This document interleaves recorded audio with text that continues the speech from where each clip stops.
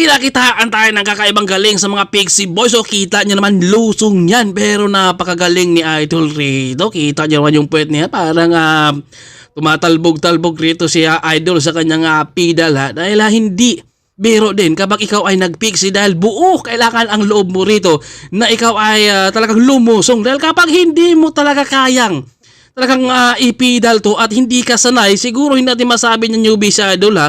Dahil kaya niyang lumusong. Dahil naalala ko dati, meron akong kasama, unang gamit niya, naglakad siya sa lusong. Dahil hindi daw niya kaya talaga.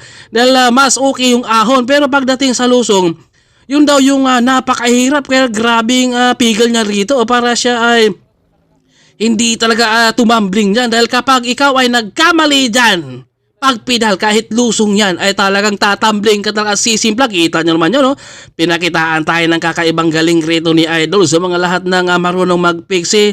Saludo tayo sa kanila dahil hindi madaling gawin, no? Hindi madaling gamitin talaga yan kapag hindi tayo sanay at hindi buo yung loob natin. Talagang mahirapan tayo. Ay ito, nagpa-skid pa siya dito. Kapag sanay ka na talaga, kayang-kaya mo.